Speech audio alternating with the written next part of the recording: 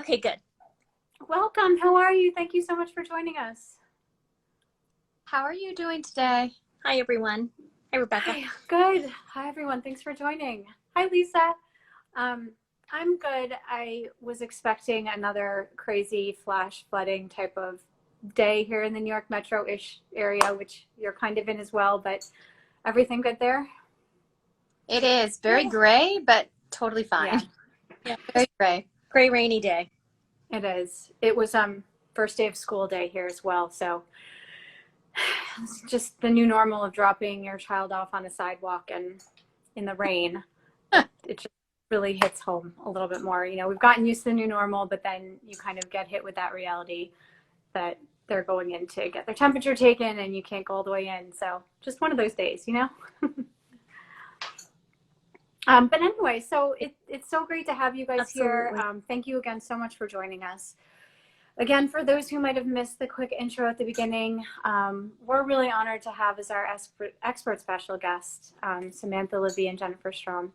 They are marriage and family therapists, as well as owners of the JSRC group.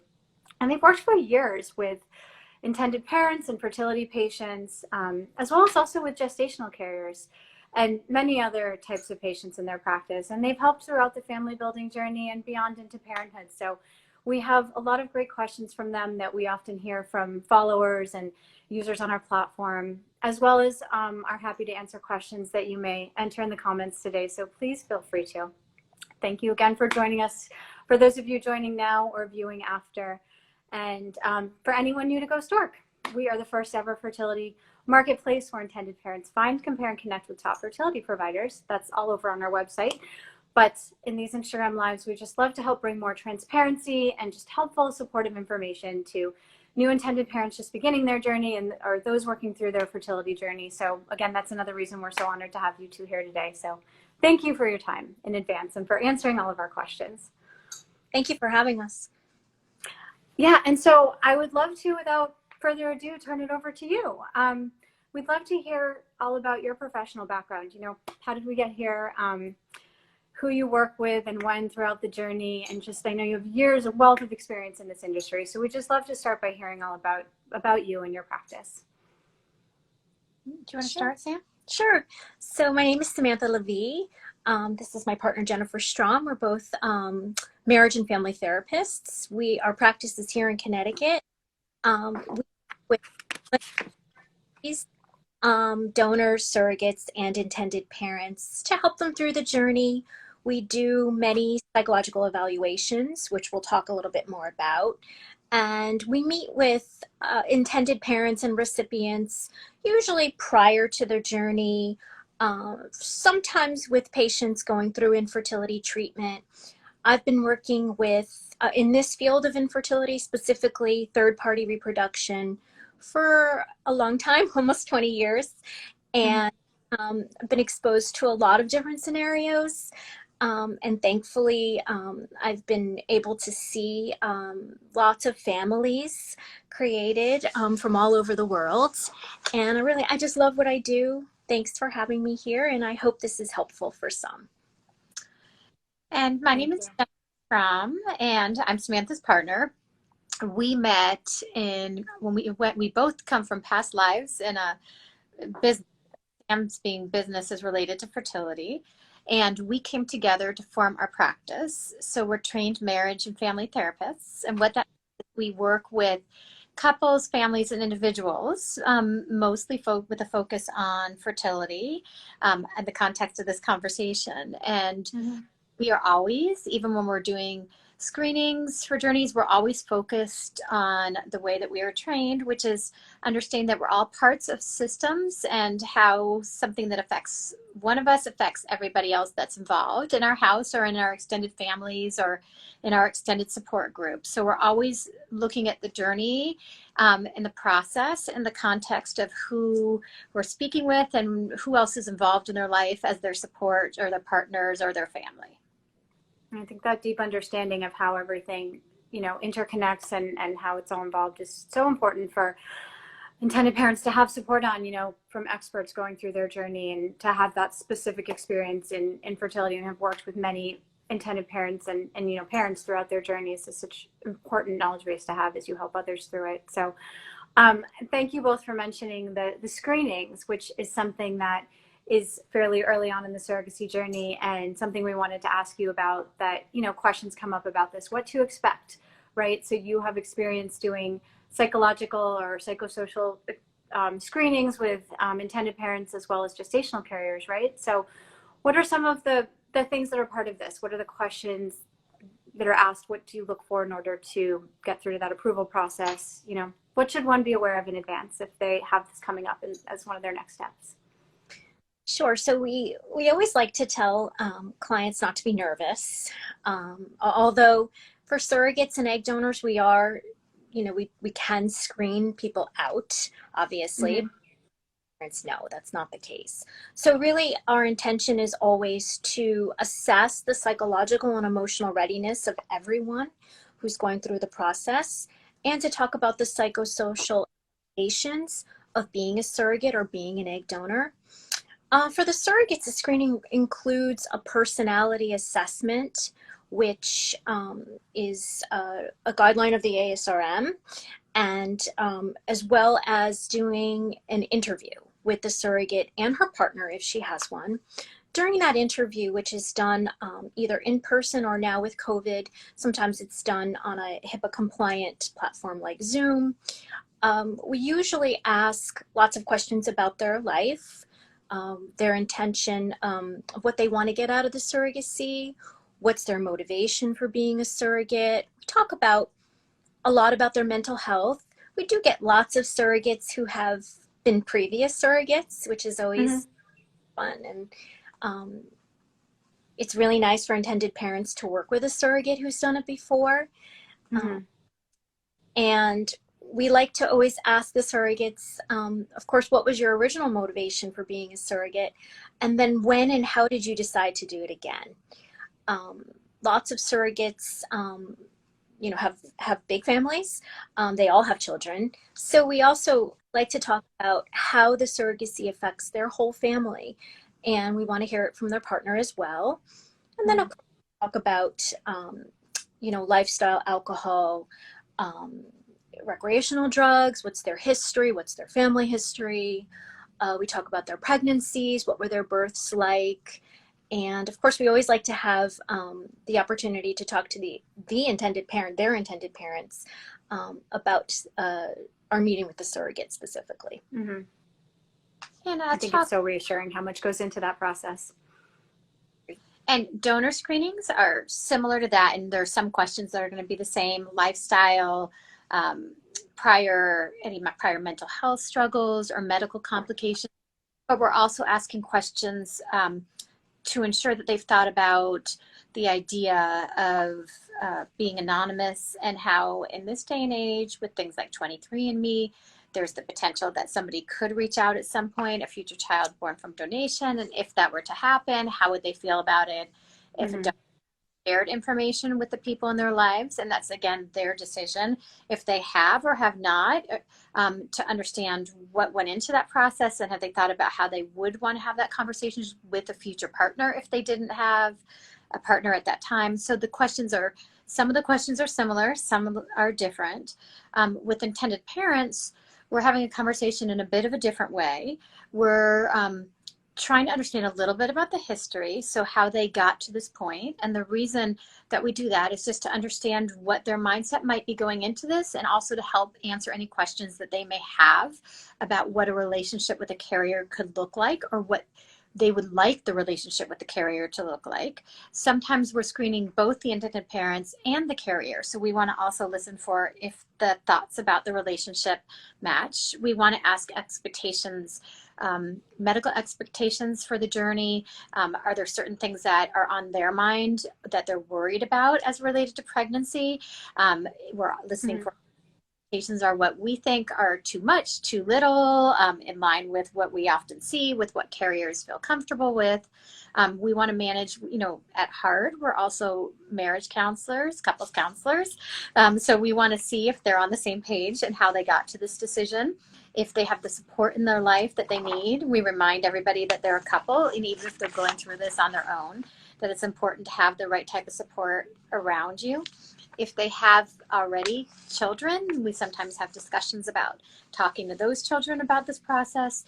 So it's a bit different. It's less of a screening and more talking about the process, but we are also listening for, do we feel like they're ready to do this? And if we have concerns, we'll say, you know, make sure that you're thinking about the support that you need, make sure you're paying attention to your relationship, make sure that you are taking care of yourselves through this process, because any anxiety that intended parents have will be, you know, reflected in the way that they're managing their relationship with a gestational carrier. So all of those things, the goal is to have the process go as smoothly when it comes to relationships as possible. So a lot of the questions that we're asking carriers and intended parents are based on that.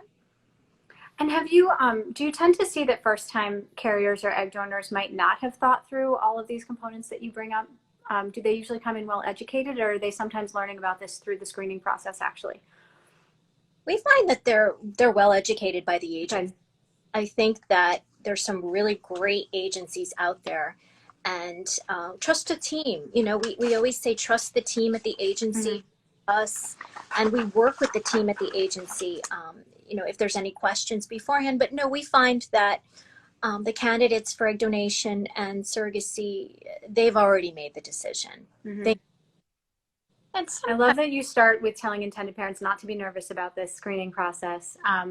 But you did mention that you do infrequently, but at times, screen out certain providers. So are there certain things that you might find in a egg donation or surrogate screening that would cause you to not enable them to move forwards, or have them maybe work on something, take a break, and try again in the future?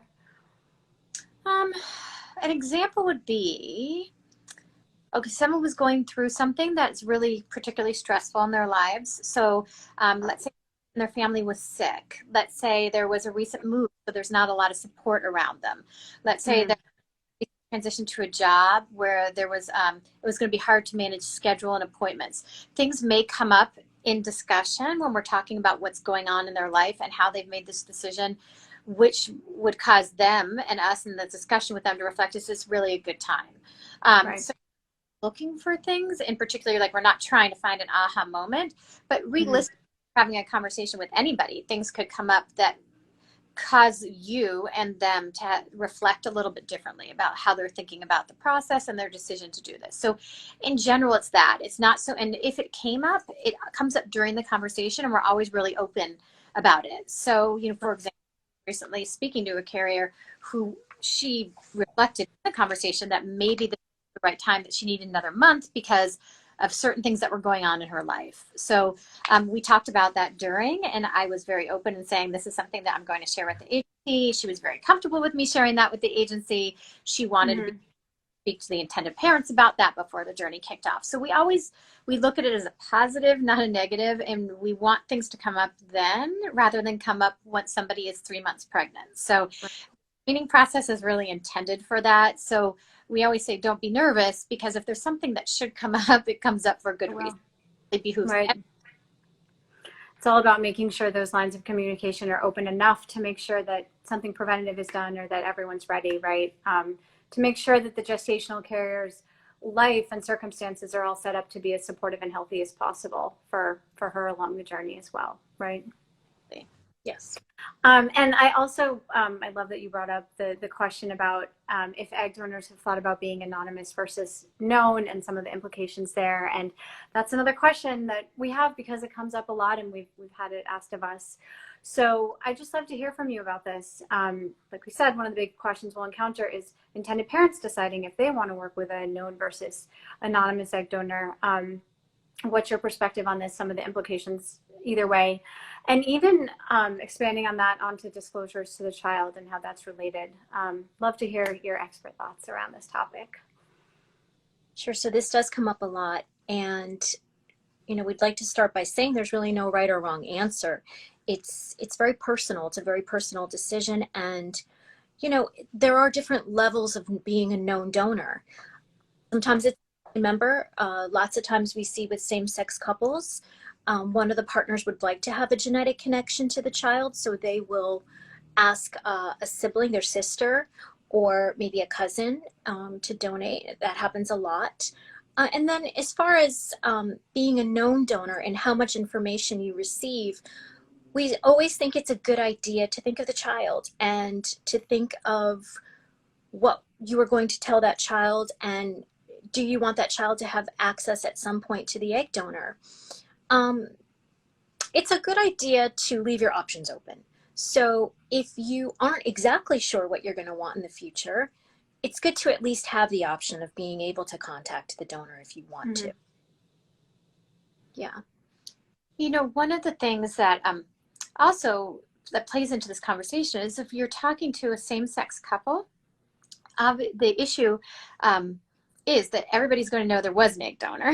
So the conversation is a bit different when we're talking to a same-sex couple than when we're talking to an individual a female individual, or a couple that has both a man and a woman involved in the process, because the opportunity for secrecy in the case there is obviously different. So, you know, if you're a child born from egg donation with a same-sex couple, you're going to know that you're born from egg donation. So the considerations that couples have when they're trying to decide this, it really varies from person to person, and we're very respectful of that regardless of sex or gender identity or the types of decisions people are making, that it's different for everybody. And the one thing we do like to mention to everybody going into this is times have changed, and families are families, and they're created in all different ways. And we, as adults, have lots of anxiety about how to talk to other people in our lives about this. But when you talk to younger generations, they, you know, to them, a family is a family. And the notion of families being created with third-party reproduction now is much different than it was in the past. So main thing we like to counsel anybody about is don't take your own preconceived notions into this, because truly in doing this every day, see that families are created by the people that are raising children. It doesn't matter how and where and when children come into the world. It's all about the family, and try to take some of the anxiety out of the process and help people make the right decision for them. And as Samantha said, there is no right decision. There's just right decision for them. I agree. I'm sorry. It's perfectly fine to use an anonymous egg donor. It's perfectly fine to be an anonymous egg donor. There's many IVF programs in this country that only will do really anonymous egg donation, and that's fine. And we as mental health providers, we're not here to encourage you to do one or the other. We are here to learn about you and your needs and your life and your relationship. And if you want to use an anonymous egg donor, then that's perfectly okay. Yeah, two interesting anecdotes coming out of that. But our founder, you know, has two daughters now from egg donation and surrogacy, and had an anonymous donor. But then she, I think, believed through seeing what we were doing at GoStork on social media, figured out she was his egg donor and reached out, and he ended up being able to connect, but she initiated it. So you hear amazing stories like that sometimes. And I also wanted to touch on, you know, what you were saying about times are changing and awareness is so different now. I heard from a gestational carrier recently that ever since she was younger, even before high school, she knew she wanted to be a mom, but also that she wanted to be a surrogate for someone. Like, that's not something that we thought about when we were in high school. I don't think. It's just, it is so different.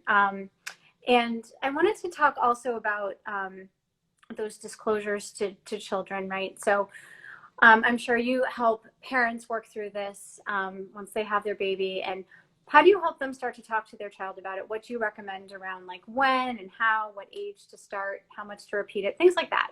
What do you recommend for those to be really nurturing conversations? So the experts say as young as possible, even in the womb, have your story and start talking about it, and, you know, differentiate that you are the parents versus donor, and make it very clear to your child what the difference is and how much you wanted to be a parent, and whether you're a same-sex couple and needed to use an egg donor, or you're a same-sex female couple and needed to use a sperm donor, and of course surrogacy. There's many books out there. They're really great. That can be age appropriate for children. And like I said, the experts say as young as possible, little bits of information which grow into a story, a larger story that an older child can understand.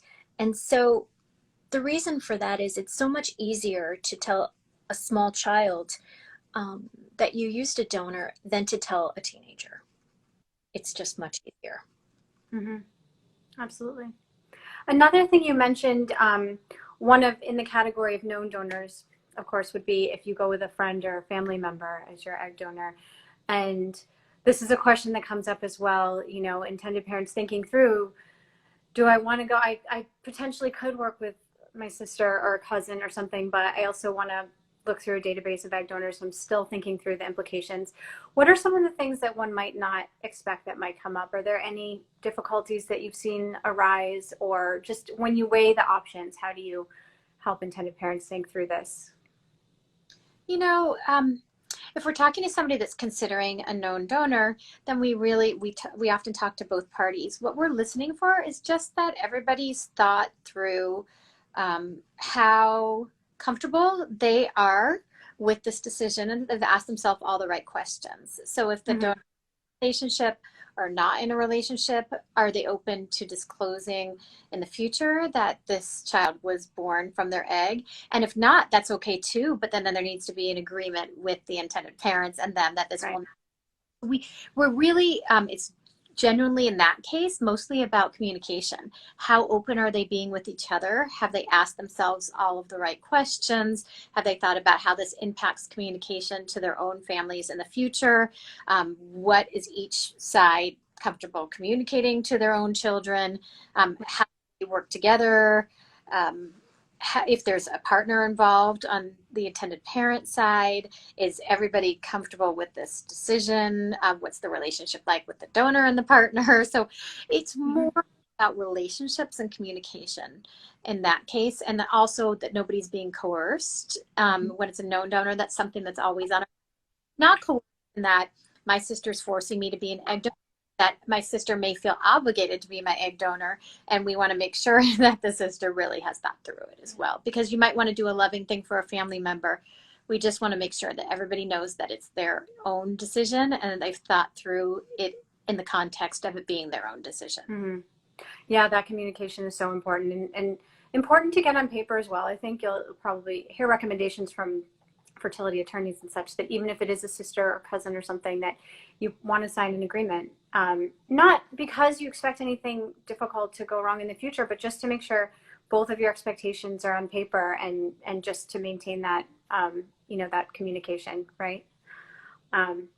So I would actually love to move on to a more general question for those starting this big journey ahead. We can take surrogacy, for example, but probably in your research phase, you've heard or been told that you should set yourself up to have a really good support system. It can be really difficult.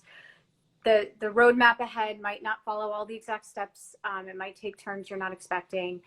And yes, it's amazing to have a really close-knit group of family and friends that you can talk to anytime, call and cry, or call and tell them, don't give me advice, just listen, whatever you need. But to have that professional support set up from an expert is really recommended, right? And so can you walk us through journey support in particular? What is that process throughout the journey? I think you work with intended parents as well as gestational carriers, sometimes sessions together. Can you just walk us through that whole process, how it works, and how it's important to help generate the healthiest outcomes? The premise of journey support is primarily about supporting the relationship, like we talked about before. So, the relationship begins at the point when intended parents are matched with a gestational carrier. And we obviously go through the screening process. Some clinics and agencies require a joint session and others don't. So sometimes the first part of the actual journey support starts with that joint screening session, in which we make sure that the intended parents and the carrier are comfortable communicating and that the expectations for the journey are all the same. After that, what we often do is we check in with the gestational carrier a few times throughout the journey, just to make sure that they're feeling that they're feeling comfortable and that the communication is happening in the way that they expected it to happen. If they have any stress in their life, that if they need us to support just through everyday life stress, adding the pregnancy on top of that we're managing that. So it's really check-ins with the carrier. And then we like to do another joint session prior to the delivery. So we make sure in the same way that we did at the beginning of the journey that everyone has the same expectations about what it's going to be like as we move toward the birth, because the relationship is shifting, right? So we're at a different position. And then, oh yeah, and Samantha just mentioned COVID. That's another big everybody has also lots of anxiety and thoughts about how we're taking care of ourselves, whether we're intended parents or we're carriers throughout COVID. So, and the guidelines and the rules are shifting all along the way. So we want to make sure that as those guidelines and rules shift, that everybody's comfortable with what the other person is doing. COVID also introduced some complications, which have been less now in the delivery room, where if there were limitations to the number of people that were in the delivery room, that was the expectations were set up front. So is that going to be the carrier's partner? Is that going to be one of the intended parents? Is that going to be both? All of those conversations, in addition to really understanding from the carrier that if they have any last minute thoughts just about attachment, helping them work through that and the idea of handing the baby to somebody else. Sometimes we also do a touch base after the birth just to make sure that everybody's feeling okay, especially with the carrier in the transition, kind of to the next phase of relationship with the intended parent. So journey support can look all different ways. But in general, those are the components that are created. Sometimes it just involves one check-in and one joint session. Other times it's multiple. So it involves all different things. But the idea is that there's support for the relationship and for the carrier. She's doing this wonderful thing for someone else. We just want to make sure that she's not forgotten and she has her own life, her own family, her own job. And we want to make sure someone's being attentive to that as well.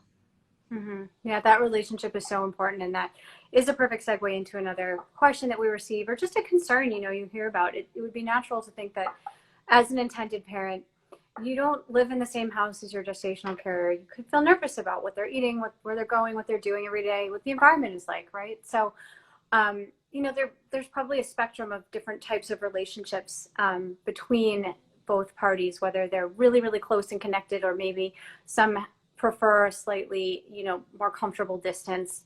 Ideally, this is set up, in advance through communications around what both preferences are that they both agree on, right? But, I'd love your thoughts on this spectrum, what you find works best. And even, I think we discussed this prior, but some relationships can become almost like too close in a way that you might want to have to set up healthy boundaries, such as in the delivery room and things like that. So I just love your thoughts on the spectrum of how close or how distant intended parent and gestational carrier relationships are, and how to navigate through that. They're all so different. It's hard to say. We usually find that they're medium, if that makes sense. Yeah.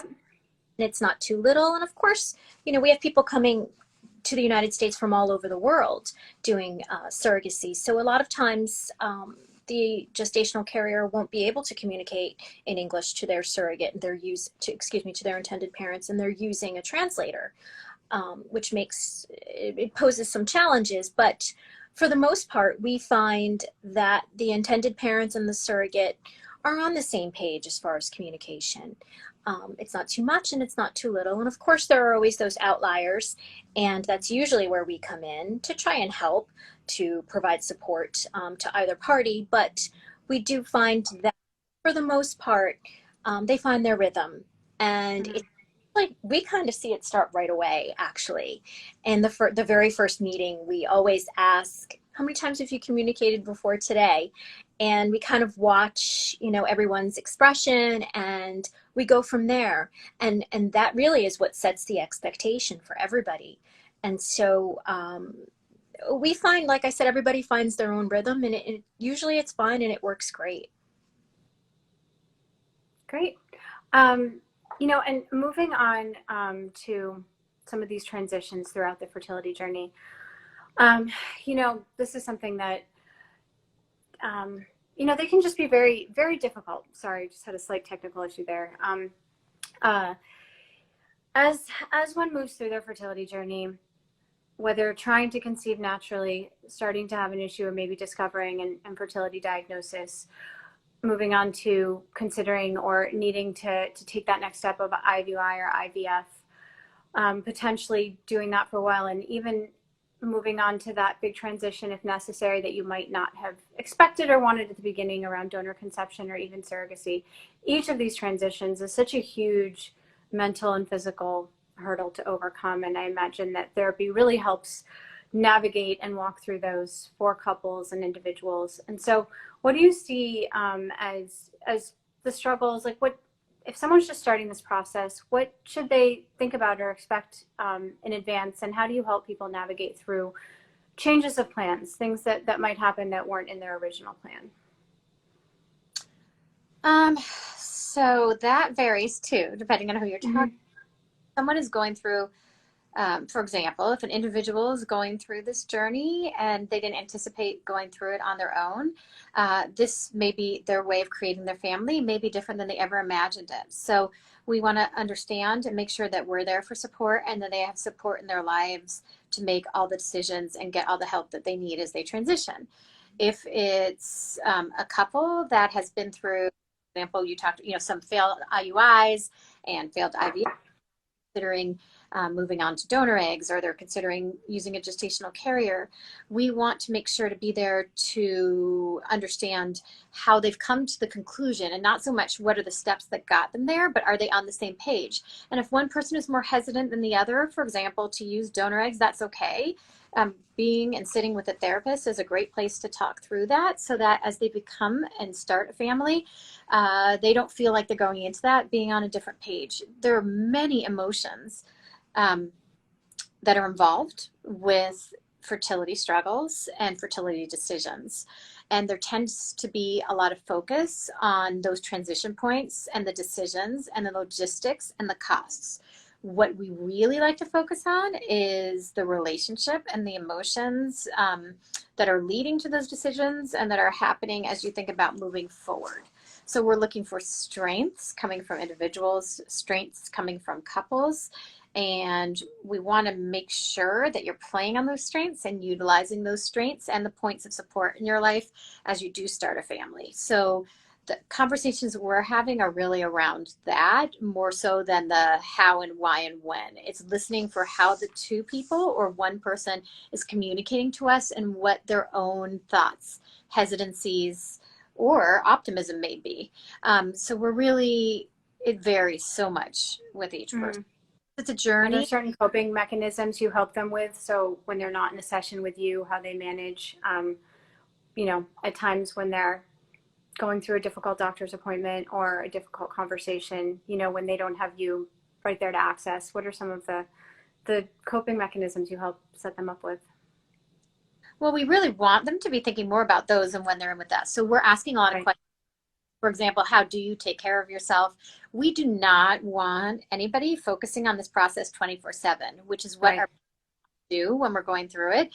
So we want to understand what else they have. So if you're a couple, we want you to be planning a date night or a walk. Or if you have family around you, we want you to understand how your family can support you. If you have family around you that's asking too many questions, then we want you telling them, and you talked about boundaries before, really setting those boundaries. If you have friends that are going through the process at the same time as you, and all of them are either getting pregnant or not going through fertility struggles and are getting pregnant, we want find the strength to communicate with those people to tell them you don't want to talk about what you're going through. So taking care of yourself, helping you practice conversations that you may have with certain people, understanding what other avenues you have, and pointing out also that there's more to you than just what you're going through with fertility, so that you can get out and focus on other things. Even hard, that's really something that we're trying to do, is help you live outside of the room that you're sitting in with us or your doctor. There's more to you and more to you as a couple, right? I think you want to do some of the things you enjoy instead of focusing on the journey 24/7. Like you said, date nights and things like that are perfect. Are there any other suggestions for ways that couples can plan in advance if they know they have this long journey ahead, to make sure that they maintain their relationship and maybe even come out stronger, having gone through something together and coming out the other end, besides therapy? Right. I think it's important also for us as trained coaches to assess their relationship prior to going in.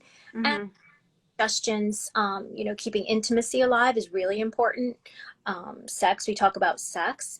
And, also to just have each partner understand that they can't always be the support for their husband or wife, or husband or wife, we we want them to know that it's okay and they don't have to be everything for that person.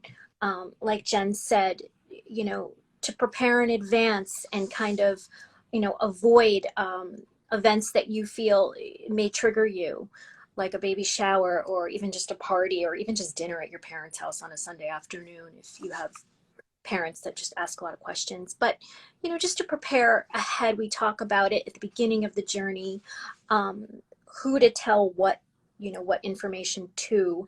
And a lot of couples that say they're not going to tell their moms until they have something to tell because hopes up or their expectations. And also if they have children, you know, when and how to talk to their children about it. Yeah, we have a lot of intended parents who probably have talked to us directly more than people close to them in their lives. Like as they're deciding on an egg donor, they don't want to talk about it publicly until they know for sure what the decision is, or even until they're pregnant or have the child, right? So it's like a big decision around who you tell and privacy. And I mean, I think that's a perfect segue. Like you were talking about, there are certain common triggers that everyone goes through, you know, around social media, birth announcements, that baby shower invite in your inbox, and family gatherings. How do you help support people so that they can take that stance to avoid things where people might expect them to be?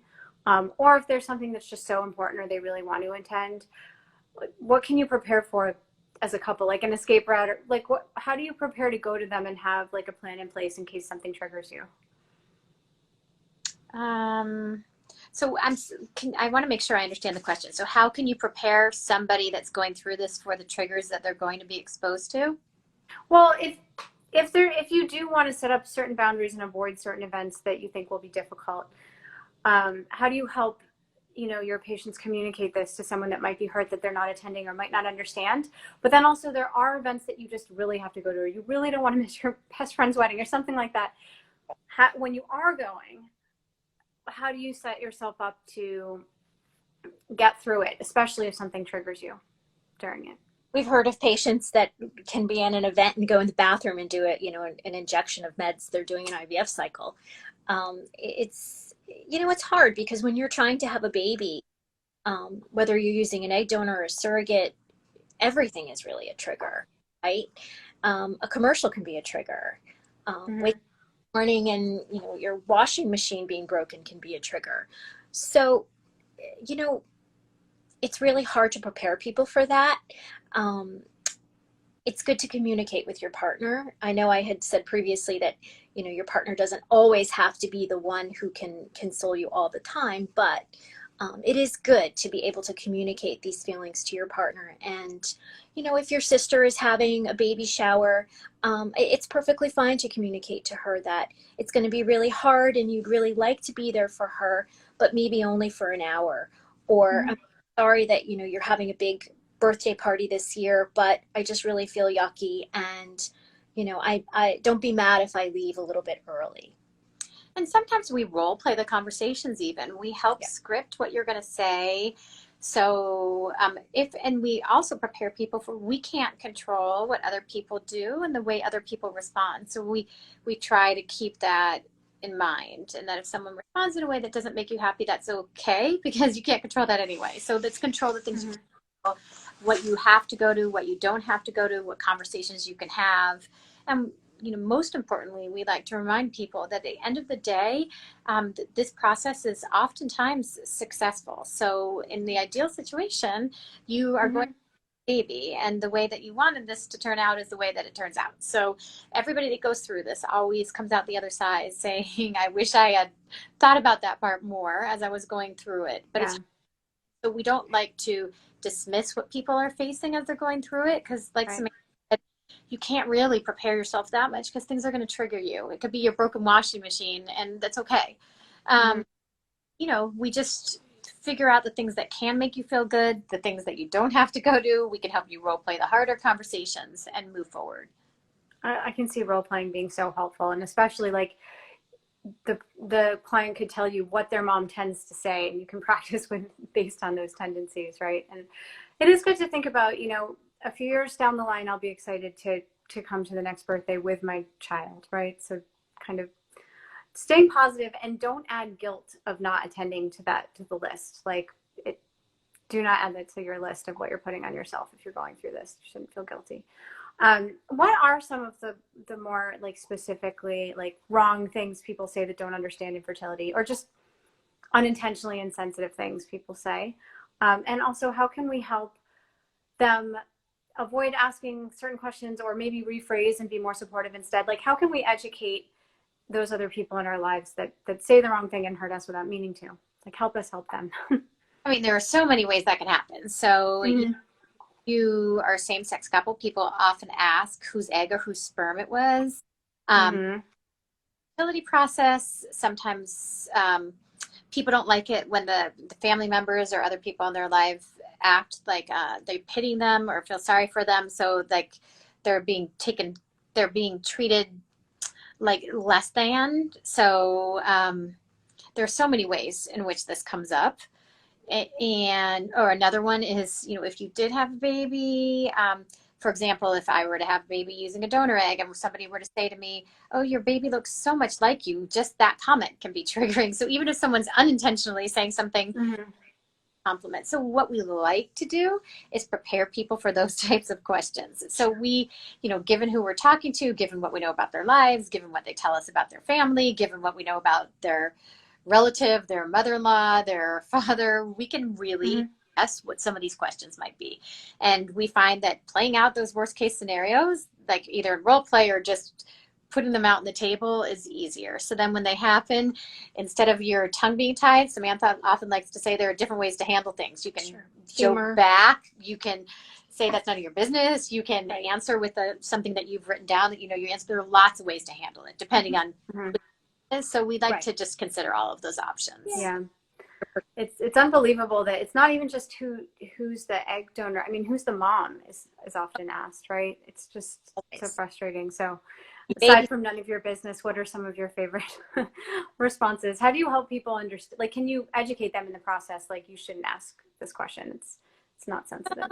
That's one way to handle it. So one way to handle it is to say, if you're going to ask somebody that question, here are some ideas to get more educated on the process. But then you can joke. You can, if someone says something, you can make a snarky remark back. You can make a remark back that actually is the answer. Our egg donor is somebody who we don't know, or our egg donor is our sister. So it really varies, and there is no right or wrong. It depends on the situation, and it depends on what you feel comfortable with. Right.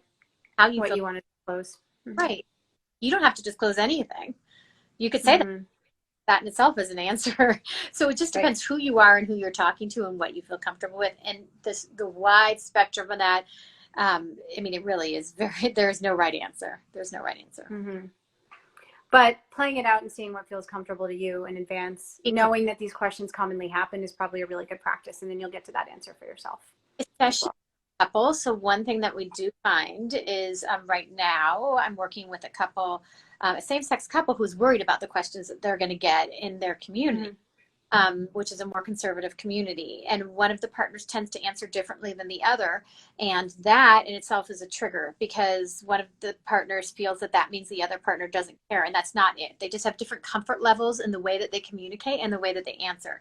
So just addressing that before it happens is really helping a lot, because this was going to happen and they were going to end up fighting about it. And having these conversations beforehand and really figuring out who's going to respond what and in what way will prevent them from having an inevitable fight once they get there. So that's an example of how it works with a couple, but it would be totally different with another couple.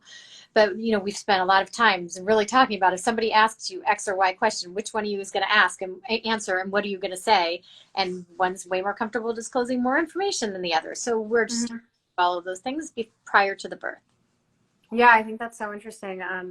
You want to understand that your partner doesn't have any kind of bad motivation. They're just different comfort level, and it's not something to blame someone for, right? It's just to understand each other and know what to expect, given this question is going to come up at some point, regardless. People. So our response is it's inevitable that we'll all answer differently. Great. Well, this has been really helpful and educational. I really appreciate it. Before we go, do you have any final words of wisdom mantra or favorite quote, words of inspiration for those just beginning this journey or kind of struggling through it. I see you're laughing there. I'm just trying to think of there's so many directions we could go. I think the main thing is just that this is a journey. And I always like to say, it's kind of like with any kind of stress, if you don't acknowledge it and either get out and find time to not think about it, talk to a therapist about it, spend time with a friend, whatever it is, if you don't acknowledge that you're actually experiencing it, you kind of get stuck in a tunnel. So to get through that tunnel, you can acknowledge that there are a lot of decisions, there are a lot of challenges, there are a lot of points along the way in which you need to stop and think, and it's okay to address those. So don't ignore those points in time. Like acknowledge that it may not feel perfect, or it may feel perfect. Whatever it is, acknowledge it so you can keep moving through the tunnel. And at the end, there's going to be a family, and you're going to be happy, and you're going to create it in the way that you were meant to create it. So Yes. it's okay to acknowledge that this is a process and a journey, and a long one that requires lots of logistics and challenges and finances, and it's okay. And that's why people are around you, and family and friends and partners and therapists and organizations to help us. So Yes. Mm-hmm. Take advantage. I mean, there's so many professionals involved in the process because it is such a long, complicated journey, but you'll get there. Exactly. Absolutely. And before we go, where can people find you? We are jsrcgroup.com, and I think our contact information is on there, and we'd be happy to hear from you and to talk you through the journey. Wonderful. Thank you. Sorry? Thanks for trusting us today to talk about these topics. We know that they're hard topics, and we really like being able to help people as they're going forward on their journey. So thank you for addressing a lot of the questions that we hear often and that have been posed to us for conversations like this. I really appreciate it. All your thoughts today, and also just thank you for everything you do every day to help your clients in this community. If anyone has questions that you didn't get to submit in advance and you still want to ask them, or if you're viewing this after, which we tend to see tons of people view these after and have written in with questions at that point, please feel free to send them to me and I can pass them along, or hopefully I can speak for you. You can DM at JSRC group as well. And if anyone has other topics you'd like us to do in these lives, always love to hear the feedback and requests come in from you guys. So yeah, and with that, thank you again, and hope you all have a great rest of your day. you too. You too. Enjoy Bye-bye. the end of the school. I know. Once we're home and everyone's happy, I'll be good. Thank you. Bye.